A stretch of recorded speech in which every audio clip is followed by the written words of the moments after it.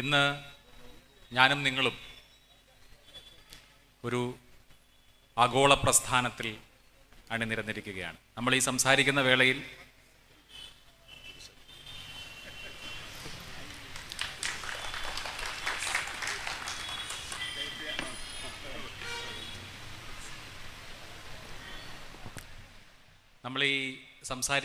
വേളയിൽ ലോകത്ത്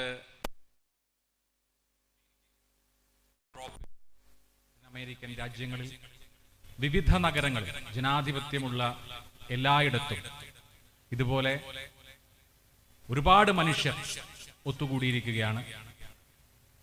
യൂറോപ്പിലെയും അമേരിക്കയിലെയും ലാറ്റിൻ അമേരിക്കയിലെയും ഏഷ്യയിലെയും വിവിധ നഗരങ്ങൾ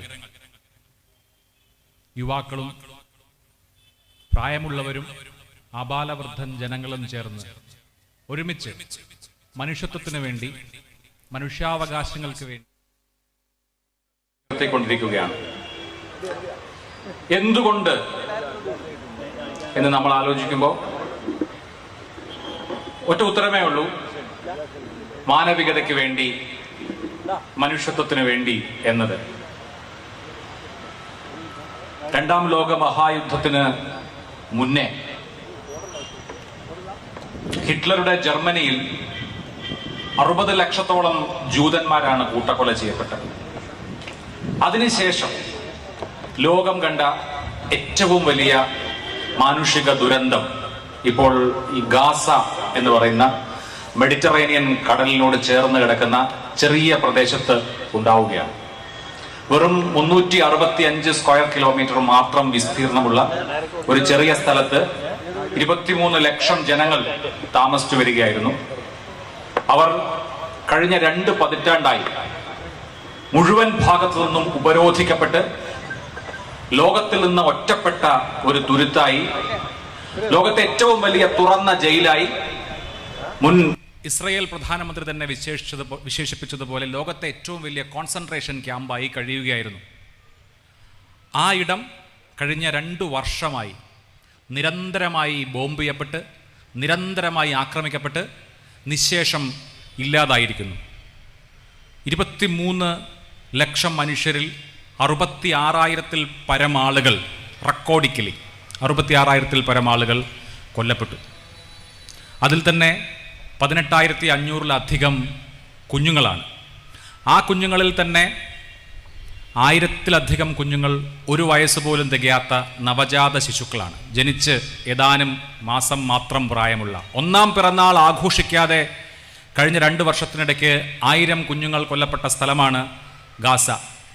5000 കുഞ്ഞുങ്ങൾ 5 വയസ്സിൽ താഴെയുള്ളവരാണ്. ഓടിക്കളിക്കേണ്ട, പട്ടം പറപ്പിച്ച് നടക്കേണ്ട പ്രായത്തിൽ അന്ത്യയാത്ര പോകേണ്ടി വന്ന അത്രയും കുഞ്ഞുങ്ങൾ ഈ ഒരു ചെറിയ ഭൂപ്രദേശത്തുണ്ട്. ലോകത്തേറ്റവും കൂടുതൽ കുഞ്ഞു വികലാംഗർ ഉള്ള സ്ഥലം യുണിസെഫിൻ്റെ കണക്കനുസരിച്ച് ഗാസയാണ്. ഏറ്റവും കൂടുതൽ ചൈൽഡ് ആംപ്യൂട്ടീസ് ഉള്ള സ്ഥലം, കയ്യോ കാലോ നഷ്ടപ്പെട്ട കുഞ്ഞുങ്ങൾ ചതുരശ്ര കിലോമീറ്ററിൽ ഏറ്റവും കൂടുതൽ താമസിക്കുന്ന സ്ഥലം ഗാസയാണ്. ഭൂമിയിൽ ഒരു നരകമുണ്ടെങ്കിൽ അത് ഇത് എന്ന് പറയാൻ കഴിയുന്ന വിധത്തിൽ ഈ ഒരു ചെറിയ ഭൂപ്രദേശത്തെ ഇസ്രയേലിൻ്റെ അധിനിവേശവും കടന്നാക്രമണവും അങ്ങനെ ആക്കി തീർത്തിരിക്കുകയാണ്.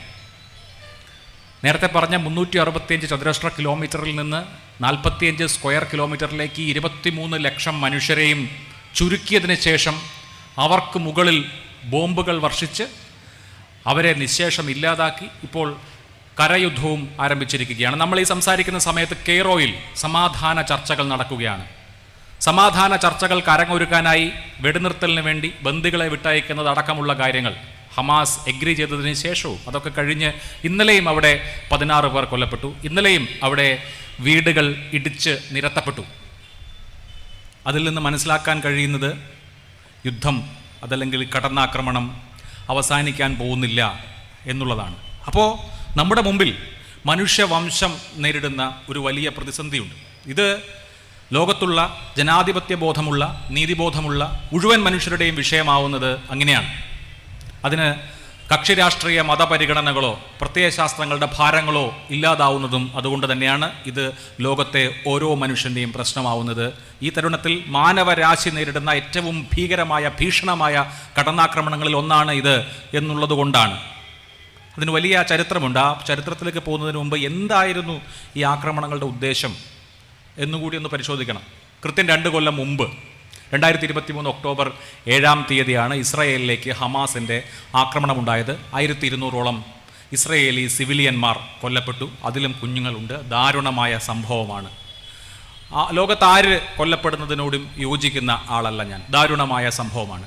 അതിന് പ്രതികാരമായി കഴിഞ്ഞ 2 വർഷമായി സാധാരണ മനുഷ്യരെ, നിസ്സഹായരായ നിസ്വരായ സാധാരണ മനുഷ്യരെ കുരുതി കൊടുത്തുകൊണ്ടിരിക്കുകയാണ്. ലോകം അത് കയ്യും കെട്ടി നോക്കിക്കൊണ്ടിരിക്കുകയാണ്. ഒരടിക്ക് തിരിച്ചടി എന്നുള്ള നിലയിലാണോ?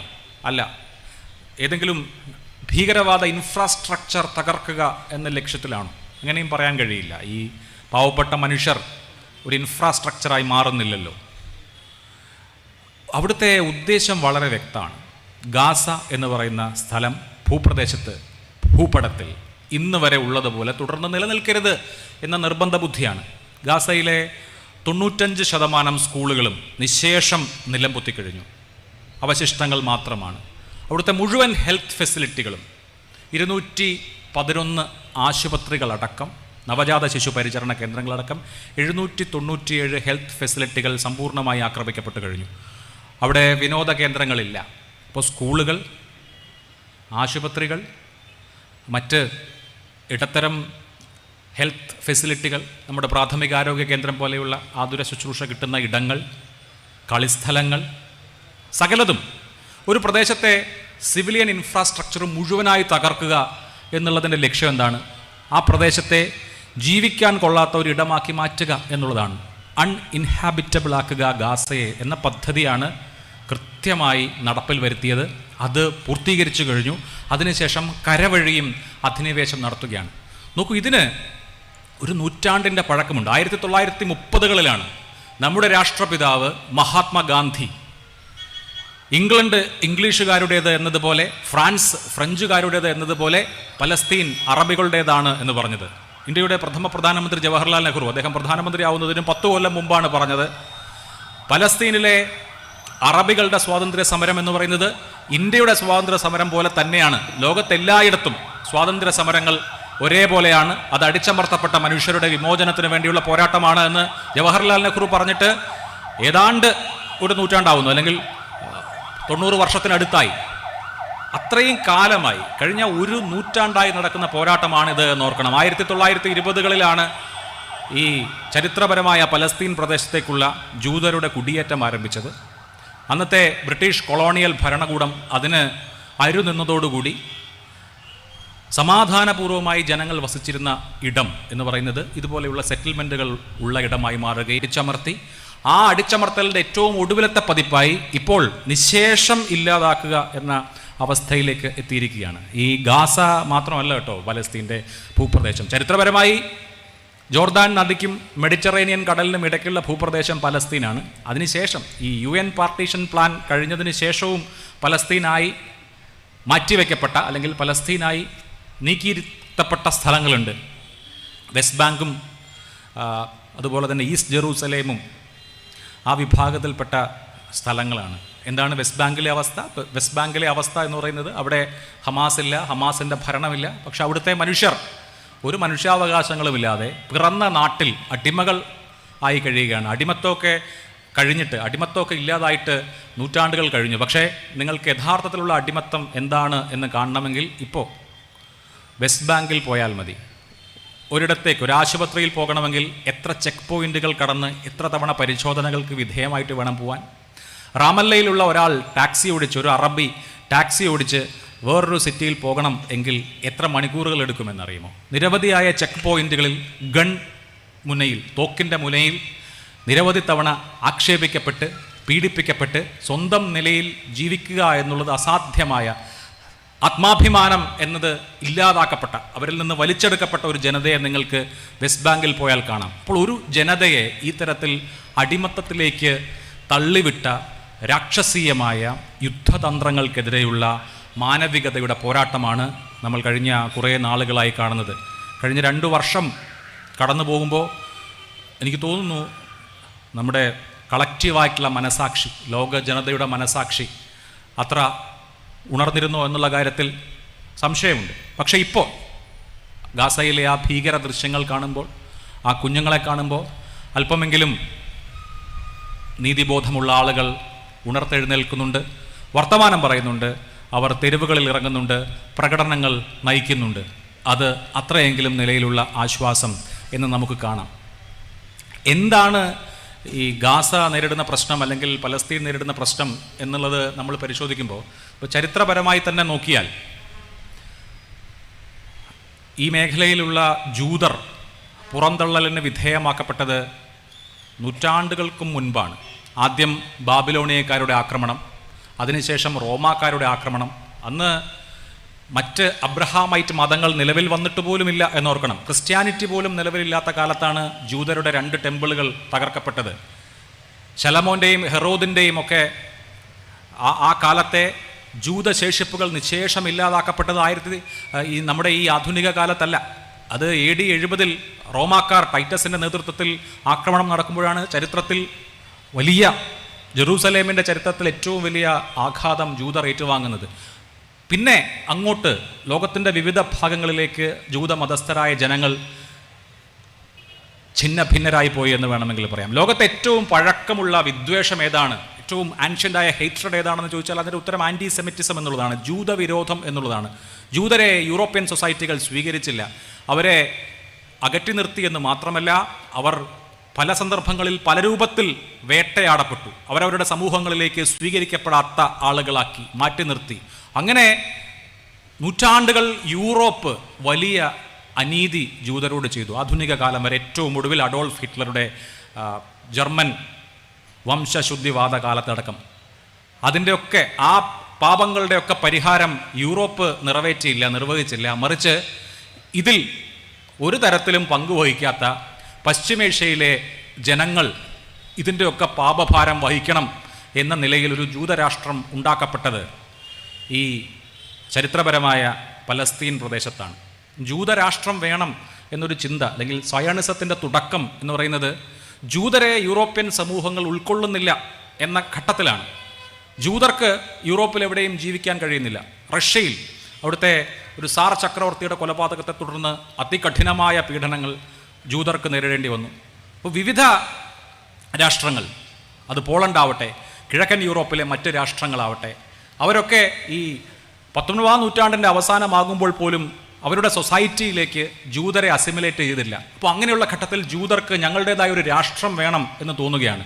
ഞങ്ങളുടേതായ ഒരു രാഷ്ട്രം വേണം എന്നുള്ളതല്ലാതെ അതിന് ആദ്യത്തെ രൂപം കൊടുക്കാൻ ആദ്യത്തെ സയനിസ്റ്റ് കോൺഗ്രസിൽ തന്നെയും കഴിഞ്ഞിരുന്നില്ല. തിയഡോർ ഹെർസൽ അദ്ദേഹത്തിൻ്റെ ഈ ജൂതരാഷ്ട്ര ആവശ്യത്തിൽ ആദ്യം പറയുന്നത് ഒന്നുകിൽ അർജന്റീനയിൽ അല്ലെങ്കിൽ ചരിത്രപരമായ പലസ്തീൻ പ്രദേശത്ത് ഞങ്ങൾക്കൊരു രാഷ്ട്രം വേണം എന്നുള്ളതാണ്. അന്നത്തെ ലോക പോലീസായ ബ്രിട്ടനോട് ചോദിക്കുമ്പോൾ ഇവിടങ്ങളിലൊന്നും ഞങ്ങൾക്ക് നിയന്ത്രണമില്ല എന്ന് പറഞ്ഞ് കൈയൊഴിയുകയാണ്. നോക്കൂ, ഒരുപക്ഷെ ജൂതരുടെ രാഷ്ട്രത്തിന് വേണ്ടി അർജന്റീനയെ തിരഞ്ഞെടുത്തിരുന്നെങ്കിലോ, അതിനുശേഷം ഈ രാജ്യങ്ങളിലൊന്നും നടക്കില്ല എന്ന് വരുമ്പോൾ സൈപ്രസിൽ ഒരു രാഷ്ട്രം ഉണ്ടാക്കാൻ കഴിയുമോ എന്ന് നോക്കുന്നു, അത് സാധിക്കുന്നില്ല. സിനായിൽ പറ്റുമോ എന്ന് നോക്കുന്നു, പറ്റുന്നില്ല.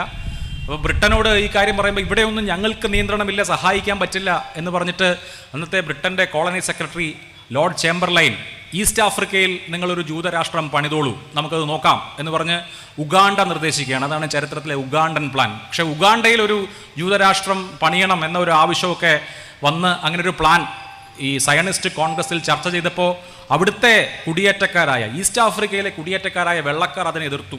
ഇവിടെ പറ്റില്ല, ഇങ്ങോട്ടാരും വരണ്ട എന്ന ഒരു വലിയ റെസിസ്റ്റൻസ് അവിടെ ഉണ്ടായി.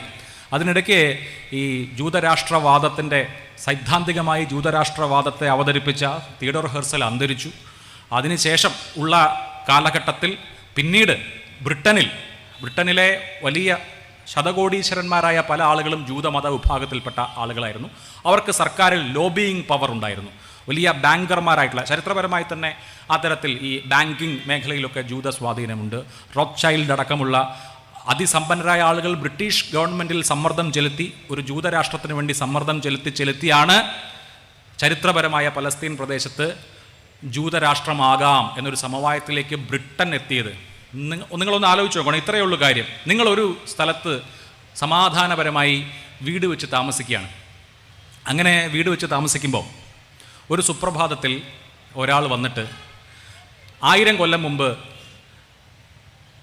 എൻ്റെ പഴയ തലമുറ, എൻ്റെ 10 തലമുറ മുമ്പുള്ള ആൾ ഇവിടെയാണ് താമസിച്ചിരുന്നത്, അതുകൊണ്ട് നിങ്ങളുടെ വീട്ടിൽ എനിക്ക് താമസിക്കണം എന്ന് പറഞ്ഞാൽ എന്തായിരിക്കും അവസ്ഥ?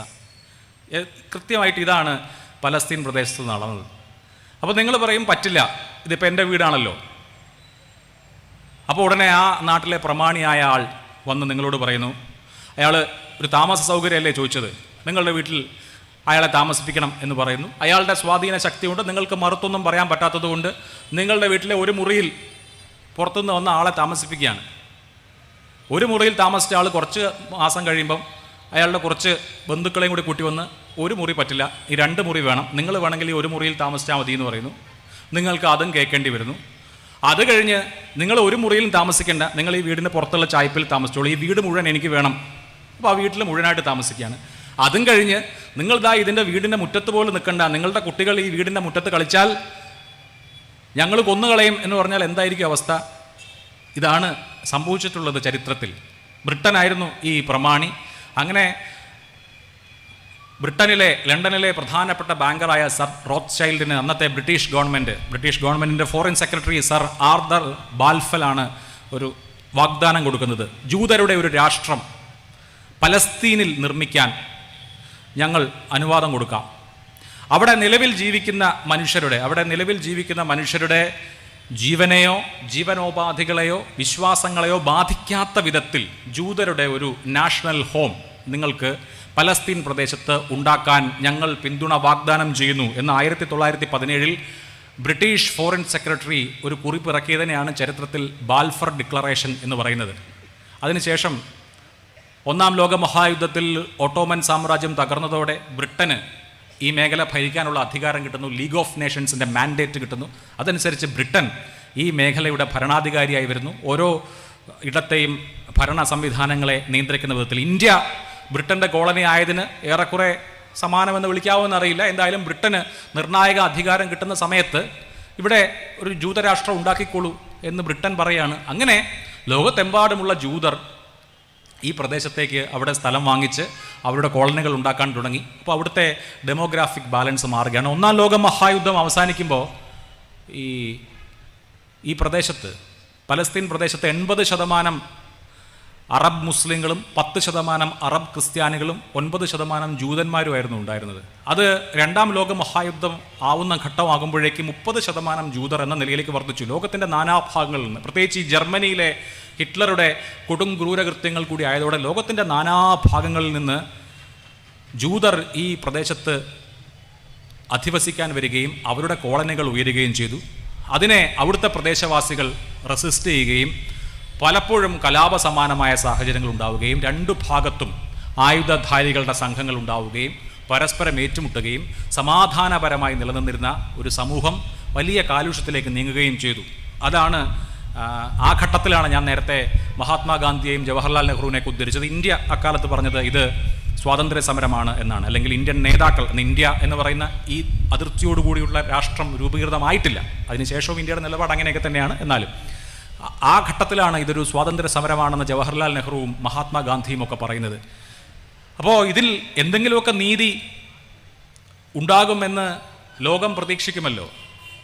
2-ാം ലോക മഹായുദ്ധവും കഴിഞ്ഞ് ഈ ബ്രിട്ടനെ സംബന്ധിച്ച് നോക്കുമ്പോൾ അവർക്ക് ഇനി കോളനികളൊന്നും നടത്താൻ കഴിയില്ല. അവർ ഇന്ത്യയിൽ നിന്നൊക്കെ പിൻവാങ്ങിയല്ലോ. ഇന്ത്യയിൽ നിന്നും മറ്റ് കോളനി ആക്കി വെച്ചിരുന്ന സ്ഥലങ്ങളിൽ നിന്നൊക്കെ പിൻവാങ്ങിയതുപോലെ പലസ്തീനിൽ നിന്നും പിൻവാങ്ങുകയാണ്. കാരണം ഇനി ഈ ലോകയുദ്ധം കൂടി കഴിഞ്ഞതോടെ ഈ രാജ്യങ്ങളൊന്നും ഭരിക്കാനുള്ള സൈനികമോ സാമ്പത്തികമോ ആയ ശേഷിയില്ല എന്ന് വന്നപ്പോൾ ബ്രിട്ടൻ പിന്മാറുകയാണ്. ബ്രിട്ടൻ പിന്മാറുന്ന ഘട്ടത്തിൽ പരസ്പരം ഏറ്റുമുട്ടുന്ന 2 വിഭാഗങ്ങളാണ് അവിടെ ഉള്ളത്. അപ്പോൾ എന്തു ചെയ്യും?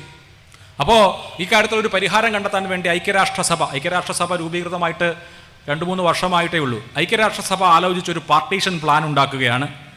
55% സ്ഥലത്ത് ജൂതരുടെ രാഷ്ട്രവും 45% സ്ഥലത്ത് അറബുകളുടെ രാഷ്ട്രവും, അങ്ങനെ ഇസ്രയേൽ എന്നും പലസ്തീൻ എന്നുള്ള 2 രാഷ്ട്രങ്ങൾ ഉണ്ടാക്കാമെന്നൊരു പാർട്ടീഷൻ പ്ലാൻ ഐക്യരാഷ്ട്രസഭ ഉണ്ടാക്കുകയും അതനുസരിച്ച് ഒരു റെസൊല്യൂഷൻ നമ്പർ 182 അവതരിപ്പിക്കുകയും ചെയ്തു.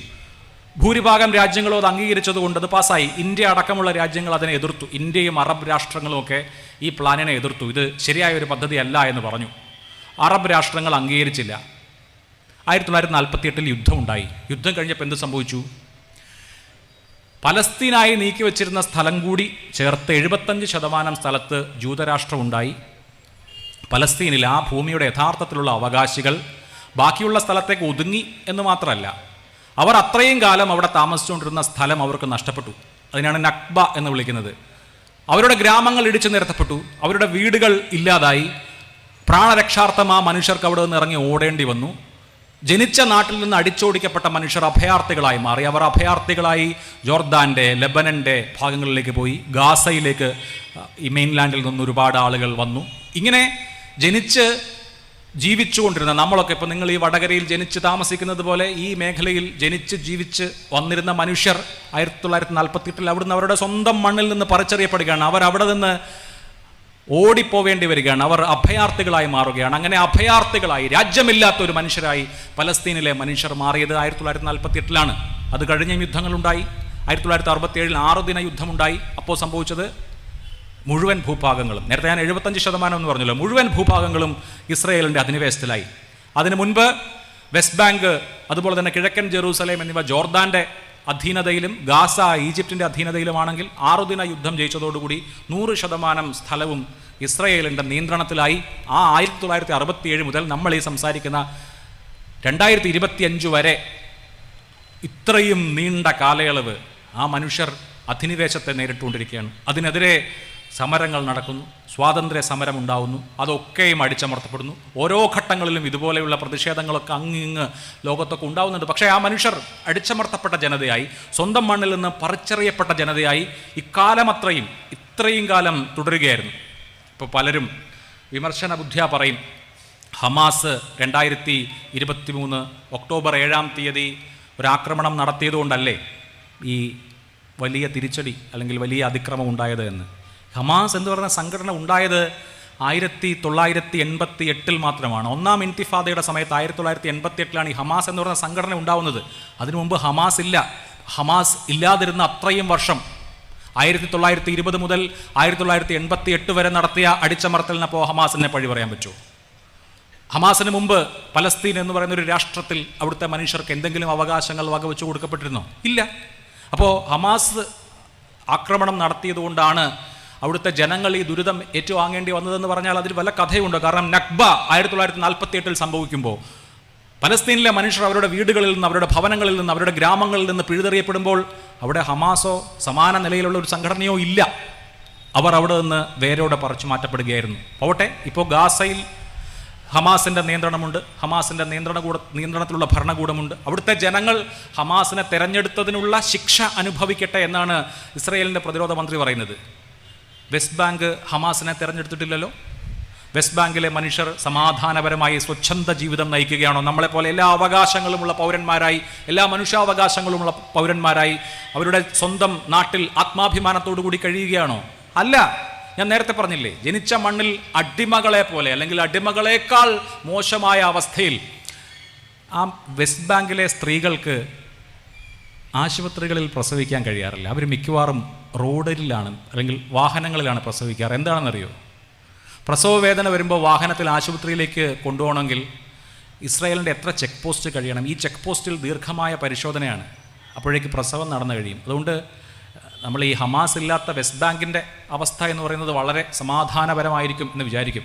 എന്നാൽ ലോകത്തൊരിടത്തും ഇല്ലാത്ത വിധത്തിൽ അടിമത്തം അവസാനിച്ചിട്ടും അടിമത്ത സമാനമായ ജീവിതം നയിക്കേണ്ട അവസ്ഥ സ്വന്തം നാട്ടിൽ, സ്വന്തം വീട്ടിൽ നേരിടേണ്ടി വരുന്ന മനുഷ്യരാണ് വെസ്റ്റ് ബാങ്കിലുള്ളത്. വെസ്റ്റ് ബാങ്കിൽ ഇപ്പോൾ 140-ലധികം ജൂയിഷ് സെറ്റിൽമെൻറ്റുകളുണ്ട്. വെസ്റ്റ് ബാങ്ക് എന്ന് പറയുന്ന സ്ഥലം പലസ്തീന് വേണ്ടി ഓസ്ലോ കരാർ അടക്കം അതിനിടയ്ക്ക് വന്നു. പലസ്തീന് വേണ്ടി നീക്കിവെക്കപ്പെട്ട സ്ഥലമാണ്, അല്ലെങ്കിൽ പലസ്തീൻ ഭൂഭാഗമെന്ന് അംഗീകരിക്കപ്പെടുന്ന സ്ഥലമാണ്. അവിടെ ഇപ്പോൾ തന്നെ 5 ലക്ഷത്തിലധികം ജൂതർ അവിടെ വീട് വെച്ച് അവരുടെ സെറ്റിൽമെൻറ്റുകൾ താമസിച്ചു കഴിഞ്ഞു. ഇനി ബാക്കിയുള്ള മനുഷ്യരെ പുറന്തള്ളിയാൽ മതി. ആത്യന്തികമായി സംഭവിക്കുന്നത്, ഇത് സമ്പൂർണ്ണമായി അവിടെയുള്ള മനുഷ്യരെ പുറന്തള്ളുക എന്നുള്ളതാണ് ആത്യന്തികമായി സംഭവിക്കുന്നത് എന്നുള്ളതാണ് നമ്മൾ മനസ്സിലാക്കേണ്ട ഒരു കാര്യം.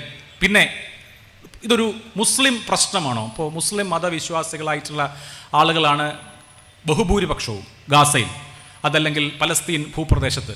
അപ്പോൾ അതുകൊണ്ട് ഇതൊരു മുസ്ലിം പ്രശ്നമായി മാറുന്നുണ്ടോ? ഞാൻ അങ്ങനെ വിചാരിക്കുന്നില്ല. കാരണം ഇത് അടിസ്ഥാനപരമായി മനുഷ്യത്വത്തിൻ്റെ പ്രശ്നമാണ്. മനുഷ്യർ ആക്രമിക്കപ്പെടുന്നു. എല്ലാ മനുഷ്യരും ഡിഗ്നിറ്റിക്ക് അവകാശപ്പെട്ട അർഹതയുള്ള മനുഷ്യരാണ്. ആ മനുഷ്യർ അവിടെ ആക്രമിക്കപ്പെടുന്നു എന്നുള്ളതാണ്. ഇസ്രായേൽ മാത്രമല്ല, പലസ്തീൻ മണ്ണിൽ ജോർദാൻ അധിനിവേശം നടത്തിയിട്ടുണ്ട്. ഈ വെസ്റ്റ് ബാങ്കും ഈസ്റ്റ് ജെറൂസലേമും 1967 വരെ, 1948 മുതൽ 1967 വരെ ജോർദാൻ്റെ കസ്റ്റഡിയിലായിരുന്നു. ആ ജോർദാൻ്റെ കസ്റ്റഡിയിൽ ഇരിക്കുന്ന സമയത്ത് Palestine is Jordan, Jordan is Palestine എന്നുള്ളതായിരുന്നു ജോർദാൻ രാജാവിൻ്റെ നിലപാട്.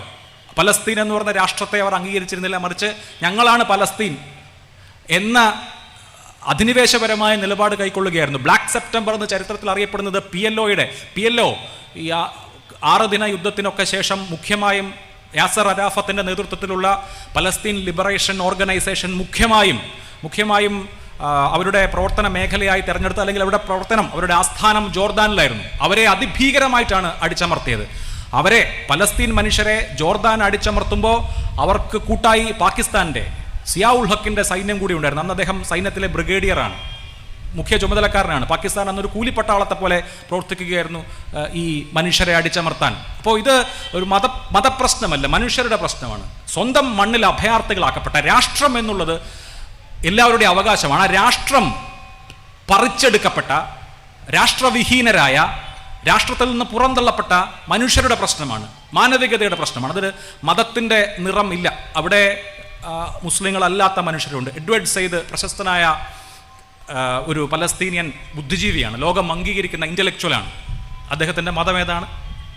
ഈ തരുണത്തിൽ ഇതൊരു മതത്തിൻ്റെ, ഒരു രാഷ്ട്രം നഷ്ടപ്പെട്ട ഇടത്തെ മനുഷ്യരുടെ പ്രശ്നം എന്നുള്ള നിലയിലാണ് നമ്മൾ ഇതിനെ അഭിസംബോധന ചെയ്യേണ്ടത്. പിന്നെ എന്തിന് ഈ തരത്തിലുള്ള അതിക്രമം എന്ന് ഞാൻ നേരത്തെ ചോദിച്ചല്ലോ. അത് കേവലം ഇപ്പോഴത്തെ സ്ഥിതിവിശേഷങ്ങളോടുള്ള പ്രതികരണം എന്നുള്ള നിലയിലോ ഹമാസിനെ ഇല്ലാതാക്കാനോ ഹമാസിനെ നിരായുധീകരിക്കാനോ ആണ് എന്ന് വിചാരിക്കേണ്ടതില്ല. ഇപ്പോൾ ഹമാസിനെ മാത്രം ലക്ഷ്യം വെച്ചിട്ടുള്ളതാണ് എങ്കിൽ വെസ്റ്റ് ബാങ്കിലെ ജനങ്ങൾ സമ്പൂർണമായ സുഭിക്ഷമായ ജീവിതം അനുഭവിച്ചു വരേണ്ടവരല്ലേ? എന്താണ് കാര്യം എന്നുള്ളത് ഇസ്രയേലിന് ജന്മം കൊടുത്തിട്ടുള്ള നേതാക്കൾ അവരുടെ എഴുത്തുകളിൽ പണ്ടേ പറഞ്ഞിട്ടുണ്ട്. 1937 ഡേവിഡ് ബെൻ ഗൂരിയോൺ ഇസ്രയേലിൻ്റെ ആദ്യത്തെ പ്രധാനമന്ത്രിയാണ്. ഇസ്രയേലിൻ്റെ പ്രഥമ പ്രധാനമന്ത്രിയാണ് ഡേവിഡ് ബെൻ ഗൂരിയോൺ. 1937, അതായത് ജൂതരാഷ്ട്രം സ്ഥാപിക്കപ്പെടുന്നതിന് 11 കൊല്ലം മുമ്പ് അദ്ദേഹത്തിൻ്റെ ഡയറിയിൽ എഴുതിയത് ഈ മേഖലയിലുള്ള, ഈ വിശുദ്ധ നാട്ടിലുള്ള അറബികളെ നമുക്ക് സമ്പൂർണ്ണമായി പുറന്തള്ളണം. അറബികളില്ലാത്ത ഗലീലി എന്ന സ്വപ്നമാണ് ഞാൻ കാണുന്നത്, നമ്മൾ ആ ലക്ഷ്യത്തിലേക്കാണ് ചലിക്കുന്നത് എന്ന് 1937 എഴുതി വെച്ചിട്ടുണ്ട്. അദ്ദേഹം പ്രധാനമന്ത്രി ആയിരിക്കുമ്പോൾ ആദ്യത്തെ പ്രസിഡന്റായ ഷൈം വീസ്മാൻ അദ്ദേഹത്തിൻ്റെ കുറിപ്പിൽ വളരെ വ്യക്തമായി പറയുന്നുണ്ട്, നമ്മൾ ജൂതരമാണ് ഉണ്ടാക്കുന്നത്, അതിന് പല തടസ്സങ്ങൾ ഇപ്പോൾ വരും, പക്ഷേ ആ തടസ്സങ്ങൾ നമ്മൾ അതിജീവിക്കും എന്ന്. ഇപ്പോൾ ഇസ്രായേൽ ഭരിക്കുന്ന ലിക്വിഡ് പാർട്ടിയുടെ ചാർട്ടർ പറയുന്നത് from river to sea there is only Israel എന്നാണ്. അതായത് ജോർദാൻ നദി മുതൽ മെഡിറ്ററേനിയൻ കടൽ വരെയുള്ള മുഴുവൻ ഭാഗവും ഇസ്രായേലാണ്. ഇസ്രായേൽ എന്ന് പറയുന്ന മതരാഷ്ട്രമാണ്. അവിടെ ഒരു അറബിക്ക് സ്ഥാനമില്ല. അവരെ പൂർണ്ണമായും അവിടെ നിന്ന് പുറന്തള്ളുക എന്നുള്ള പ്രത്യയശാസ്ത്ര വംശീയ പദ്ധതിയാണ് ഇപ്പോൾ നടപ്പാവുന്നത്. അല്ലാതെ ഒരു ആക്രമണത്തോടുള്ള പ്രതികരണമോ ഹമാസിനെ നിരായുധീകരിക്കാനുള്ള സൈനിക നീക്കമോ ഒന്നുമല്ല. 1 നൂറ്റാണ്ട് മുമ്പോ അല്ലെങ്കിൽ ഏതാണ്ട് അതിന് സമാനമായ കാലയളവ് മുമ്പോ എഴുതി വെക്കപ്പെട്ടിട്ടുണ്ട് എന്താണ് രാഷ്ട്രീയ പ്രത്യയശാസ്ത്രമെന്ന്, എന്താണ് പദ്ധതി എന്ന. ആ പദ്ധതി നടപ്പാക്കുകയാണ് ഇപ്പോൾ ചെയ്യുന്നത്. അവിടെ നിന്ന് മുഴുവൻ ആളുകളെയും, ഇപ്പോഴും പിടിച്ചു നിൽക്കുന്ന മനുഷ്യരെ അവിടെ നിന്ന് സമ്പൂർണ്ണമായി പറിച്ച് വേറെ സ്ഥലത്തേക്ക് കൊണ്ടുപോവുക. അത് ഇവിടെ ഗാസയിൽ മാത്രം ഒതുങ്ങി നിൽക്കുന്ന പദ്ധതിയല്ല. ഗാസയും വെസ്റ്റ് ബാങ്കും കിഴക്കൻ ജെറൂസലേമും അടങ്ങുന്ന അവശിഷ്ട പലസ്തീനിലെ, അല്ലെങ്കിൽ 67 യുദ്ധത്തിന് ശേഷം ബാക്കി വന്ന പലസ്തീൻ എന്ന് വിളിക്കാവുന്ന, അല്ലെങ്കിൽ ഓസ്ലോ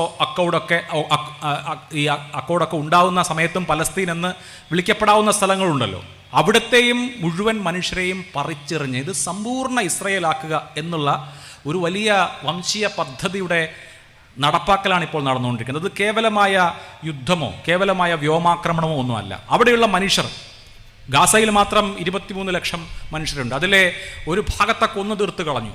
ബാക്കിയുള്ള ആളുകളെ അവിടെ നാം ഭൂഭാഗത്ത് നിന്ന് അവിടെ നിന്ന് സമ്പൂർണ്ണമായി കുടിയിറക്കണം. വെസ്റ്റ് ബാങ്കിലും സമാനമായ നിലയിൽ അവിടെ നിന്നുള്ള മനുഷ്യർ വേറെ എങ്ങോട്ടെങ്കിലും പൊക്കോട്ടെ, ഈ മനുഷ്യരെ മുഴുവനായിട്ട് അവിടെ നിന്ന് കുടിയൊഴിപ്പിക്കുക. അതിനുമപ്പുറത്ത് അവിടുത്തെ ഇപ്പോഴത്തെ സർക്കാരിനെ പിന്തുണയ്ക്കുന്ന വലതുപക്ഷ പാർട്ടികൾ ഗ്രേറ്റർ ഇസ്രയേൽ എന്ന ഒരു സ്വപ്നം കൂടി കാണുന്നുണ്ട്. അപ്പോൾ സമ്പൂർണ്ണമായ ഒരു വംശീയ പദ്ധതിയുടെ നടത്തിപ്പിന് നിസ്സഹായരായ മനുഷ്യരെ ഇരയാക്കുന്നു എന്നുള്ളതാണ് നമ്മളിപ്പോൾ കണ്ടുകൊണ്ടിരിക്കുന്നത്. അതിനെതിരെ പൊതുജന മനസാക്ഷി ഉയരേണ്ടതാണ്. ഇപ്പോൾ ലോകത്തിൽ തന്നെ ഒരുപാട് രാഷ്ട്രങ്ങൾക്ക് മനംമാറ്റം വന്നു. പലസ്തീൻ രാഷ്ട്രപ്രഖ്യാപനം ഉണ്ടായപ്പോൾ തന്നെ പലസ്തീൻ രാഷ്ട്രപ്രഖ്യാപനം കാവ്യാത്മകമായി മഹ്മൂദ് ദർവീഷാണ് രാഷ്ട്രപ്രഖ്യാപനം എഴുതിയതുപോലെ ഉണ്ടായതിൻ്റെ തൊട്ടടുത്ത ദിവസം തന്നെ 1988 ഇന്ത്യ പലസ്തീനെ റെക്കഗ്നൈസ് ചെയ്തിട്ടുണ്ട്. ഇന്ത്യയുടെ പൊസിഷൻ ഇക്കാര്യത്തിൽ 1948 ഐക്യരാഷ്ട്രസഭ ഈ പാർട്ടീഷൻ പ്ലാൻ അംഗീകരിക്കുമ്പോൾ ഇസ്രായേൽ പലസ്തീൻ എന്ന 2 രാജ്യം എന്ന ഐക്യരാഷ്ട്രസഭാ പദ്ധതിക്കെതിരെ വോട്ട് ചെയ്ത ചുരുക്കം രാഷ്ട്രങ്ങളിലൊന്നാണ് ഇന്ത്യ. അറബ് രാഷ്ട്രങ്ങളും ഇന്ത്യയും പിന്നെ യുഗോസ്ലോവിയ പോലെ 1-2 രാജ്യങ്ങൾ മാത്രമേ അങ്ങനെ ഒരു വോട്ട് രേഖപ്പെടുത്തിയിട്ടുള്ളൂ. അതിനുശേഷമുള്ള ഓരോ ഘട്ടത്തിലും സ്വതന്ത്ര പലസ്തീൻ പ്രഖ്യാപനം ഉണ്ടായപ്പോൾ തന്നെ അതിനെ അംഗീകരിച്ച രാജ്യമാണ് ഇന്ത്യ. ഇസ്രായേലുമായി പൂർണ്ണ നയതന്ത്ര ബന്ധം ഉണ്ടാക്കിയത് 1990-കളിൽ മാത്രമാണ്. അതുവരെ ഭാഗിക നയതന്ത്ര ബന്ധം, കോൺസുലാർ സർവീസ് മാത്രമേ ഇന്ത്യയിൽ ഉണ്ടായിരുന്നുള്ളൂ. അങ്ങനെ എല്ലാ കാലത്തും പലസ്തീനിയൻ കോസിനോടൊപ്പം നിന്ന ഒരു വിദേശ നയമുള്ള രാജ്യത്തെ പൗരന്മാരാണ് നമ്മൾ. ഞാൻ പറഞ്ഞു വരുന്നത്, ഇത് മനുഷ്യരുടെ അതിജീവനത്തിൻ്റെ, രാഷ്ട്രം നഷ്ടപ്പെട്ട, ഇടം നഷ്ടപ്പെട്ടു പോയ മനുഷ്യരുടെ അതിജീവനത്തിൻ്റെ പ്രശ്നമാണ്. അപ്പോൾ ആ മനുഷ്യരെ ആരൊക്കെ ചേർത്ത് പിടിക്കുന്നു എന്നുള്ളത് വളരെ പ്രധാനമാണ്. അങ്ങനെ ഒരുപാട് പേരെ നമ്മളിപ്പോൾ ലോകത്തെമ്പാടും കാണുന്നുണ്ട്. ഗ്രെറ്റ തൻബർഗ് എന്ന സ്വീഡിഷ് പരിസ്ഥിതി പ്രവർത്തക 2ാം തവണയും ഫ്ലോട്ടില്ലയുമായി ഗാസയിലേക്ക് പോയത് നിങ്ങൾ കണ്ടു കാണും. ആ ഫ്ലോട്ടില്ല അവിടെ എത്തുന്നതിന് മുൻപ് അത് തടയപ്പെട്ടു. കടുത്ത മനുഷ്യാവകാശ ലംഘനങ്ങൾ ഗ്രെറ്റ തൻബർഗ് ഏറ്റുവാങ്ങിയത് ഇപ്പോൾ പത്രങ്ങളിലും മറ്റു മാധ്യമങ്ങളിലുമൊക്കെ വാർത്തയാവുന്നുണ്ട്. ഇതാദ്യമായിട്ടല്ല ഗ്രെറ്റ തൻബർഗ് പോകുന്നത്. അങ്ങനെ എന്തെങ്കിലും കണ്ട് പേടിച്ച് തിരിച്ചു പോകാനും വന്നതല്ല. അവർ കഴിഞ്ഞ തവണ ഫ്ലോട്ടില്ലയുമായി ഗാസയിലെ മനുഷ്യർക്ക് സഹായം എത്തിക്കാൻ പോയപ്പോൾ സമാനമായ വിധത്തിൽ അവർ തടയപ്പെട്ടു. അവർ ആക്രമണത്തിന് വിധേയമായി. തിരിച്ച് സ്റ്റോക്ക്ഹോമിലെത്തിയപ്പോൾ ഗ്രെറ്റ തൻബർഗിനോട് IDF തടഞ്ഞപ്പോൾ IDFൻ്റെ കസ്റ്റഡിയായ സമയത്ത് പേടിച്ചു പോയോ എന്ന് ചോദിച്ചു. പത്രപ്രവർത്തകർ ചോദിച്ചു. അതിന് ഗ്രെറ്റ തൻബർഗ് കൊടുത്ത മറുപടി, എനിക്കങ്ങനെ ഇസ്രയേലി സൈനികരെ ഒന്നും പേടിയില്ല, ഞാൻ അവരെ പേടിച്ചിട്ടില്ല. പക്ഷേ ഇത്രയും വലിയ ഒരു അനീതി കണ്ടിട്ടും അത് കാണാത്തതുപോലെ കണ്ണടച്ച് നിൽക്കുന്ന ആളുകളെ കാണുമ്പോൾ എനിക്ക് പേടിയുണ്ട്. ഈ കൊടിയ വംശഹത്യക്കെതിരെ ശബ്ദമുയർത്താത്ത ആളുകളെ കാണുമ്പോൾ എനിക്ക് പേടിയുണ്ട് എന്നാണ് അന്ന് ഗ്രെറ്റ തൻബർഗ് പറഞ്ഞത്. ഇന്ന് ഈ കൊടിയ അനീതിക്കെതിരെ ശബ്ദമുയർത്താൻ ലോകത്തെമ്പാടും ആളുകളുണ്ട്. ഗാസയിലെ മനുഷ്യർക്ക് വെള്ളം എത്തിച്ചു കൊടുത്ത മലയാളി പെൺകുട്ടിക്ക് അവർ കൃതജ്ഞത അറിയിച്ചത് സോഷ്യൽ മീഡിയയിൽ നിങ്ങളൊക്കെ കണ്ടു കാണും. ഇങ്ങനെ മാനവികതയ്ക്ക് വേണ്ടി, മനുഷ്യത്വത്തിനു വേണ്ടി നിലകൊള്ളാൻ ലോകമെമ്പാടും ഒരുപാട് മനുഷ്യരുണ്ട്. ആ മനുഷ്യരെല്ലാവരും കൈകോർത്ത് നിൽക്കുമ്പോൾ അതൊരു വലിയ സമുദ്രമായി മാറുകയും ഈ അനീതി ആ സമുദ്രത്തിൽ മുങ്ങിപ്പോവുകയും ചെയ്യുമെന്നുള്ള കാര്യത്തിൽ യാതൊരു തർക്കവും വേണ്ട. അടിസ്ഥാനപരമായി നമ്മളെല്ലാവരും മനുഷ്യരായിരിക്കുക എന്നുള്ളത് പ്രധാനമാണ്. നമ്മുടെ കൺമുമ്പിൽ ഒരു അനീതി നടന്നാൽ ആ അനീതിയെ എതിർക്കുക എന്നുള്ളത് മനുഷ്യനായിരിക്കുന്നതിൻ്റെ ഭാഗമാണ്. അത് മനുഷ്യത്വത്തിൻ്റെ മാത്രം പ്രശ്നമാണ്. മാനവികത എല്ലാ കാലത്തും നിലനിൽക്കണമെങ്കിൽ അനീതി കുഴിച്ചു മൂടപ്പെടുക തന്നെ വേണം. ഇവിടെ ലോകത്തെ ഒരു ഭൂപ്രദേശത്ത് 365 സ്ക്വയർ കിലോമീറ്റർ മാത്രം വിസ്തൃതിയുള്ള ഒരു പ്രദേശത്ത് ആ മനുഷ്യർ നിസ്സഹായരായി ഈ ബോംബുകൾ ഏറ്റുവാങ്ങി സമ്പൂർണ്ണമായ തകർച്ചയ്ക്ക് വിധേയമാകുമ്പോൾ നിങ്ങൾ ഒറ്റയ്ക്കല്ല, ഞങ്ങളുണ്ട് കൂടെ എന്ന് പറയേണ്ടത്, അങ്ങനെ അവർക്കൊപ്പം ചേർന്ന് നിൽക്കേണ്ടത് ഓരോ മനുഷ്യൻ്റെയും രാഷ്ട്രീയമായ, സാമൂഹികമായ ഉത്തരവാദിത്തമാണെന്ന് നിങ്ങളെ ഓർമ്മിപ്പിച്ചുകൊണ്ട് അവസാനിപ്പിക്കുന്നു. നമസ്കാരം.